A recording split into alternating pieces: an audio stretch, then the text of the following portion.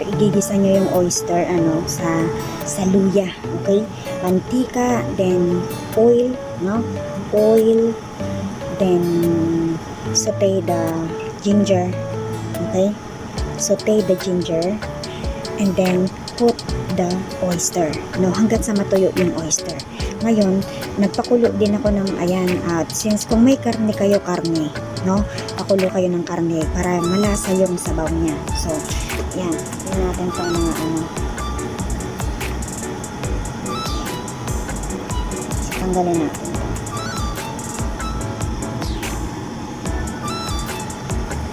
So, yan po yung gagawin nyo, okay?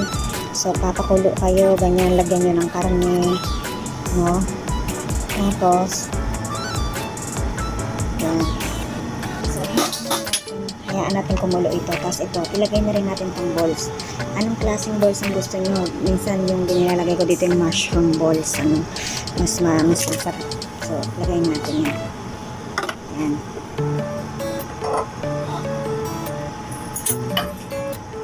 So, hayaan lang natin munang kumulo, no? Para yung lasa ng karne, lasa ng oyster, humalo sa yung lasa sa sabaw. So, hayaan muna natin kumulo, takpan natin. Ayan, takpan muna natin. Sa mga kaamiga, kung wala kayong miswa, okay? Kasi ang nilalagay ko usually dito ay miswa. So, wala silang miswa, mga kaamiga. So, ito po pwede na tong noodles na to. Parang egg noodles siya, okay? Yung mga ganito, okay? Wala na kasi kami ng miswa, pero masarap miswa ang ilalagay nyo, no? At kung meron kayong onion leeks, o kaya yung garlic leeks, naglalagay din kami dyan para kulay. Kaso sa ngayon, dahil hindi kami nakakalabas, so wala. So, gagawin ko na lang ito, okay? Lalagyan ko lang siya ng noodles, ayan. Itong noodles na to ang ilalagay ko dyan. Kaya nakita nyo, mga kaaniga, napakaraing sabaw. Kasi, ang nilalagay talaga namin dyan is miswa. Kumakain kasi itong noodles na to ng tubig. So, kaya kailangan marami ang isabaw. Okay? So, 6 na pack ang ilalagay ko. So, 6 na noodles. Okay? 5 tao kami. So, ilagay na natin to pag kumukulo na.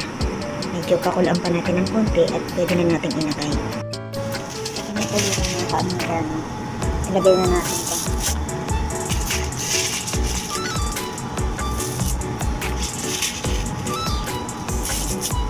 So, sana tama lang yung sabaw. Ito kailangan kainin mo na agad pag naluto. Hindi po pwedeng mamaya pa kasi pagkain ng maraming sabaw yan. So, yan. So, hayaan lang natin.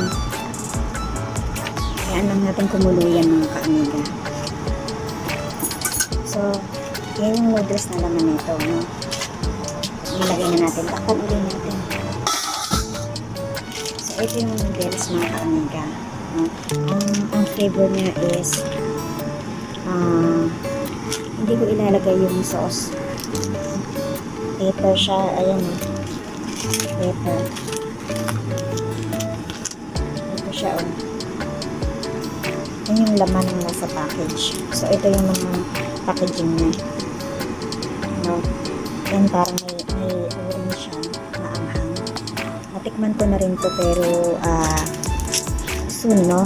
Ano ko sa inyo to, kasi pero hindi yan ang ilalagay namin, hindi kami maglalagay. So asin lang tsaka seasoning, hindi na kami maglalagay ng kahit ano. So yan, makulo na siya, makulo na. Haluin natin.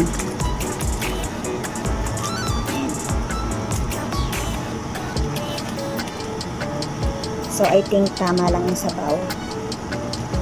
Tama lang to. Masarap yan mga kaamiga.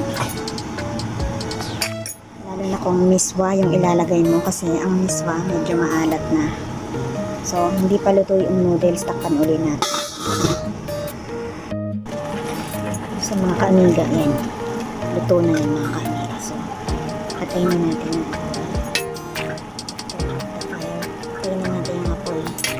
Luto na yan mga kaamiga.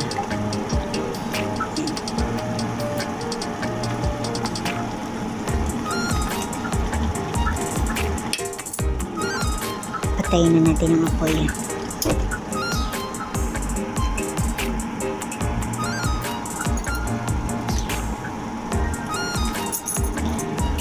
Masarap mga pamilya. Ang bango. Lalo na pag ginamit mo ay sesame oil. Masarap yung sesame oil. Kasi lalagyan nila yan nito. Bago sila kumain, lalagyan nila nito sesame oil. Masarap.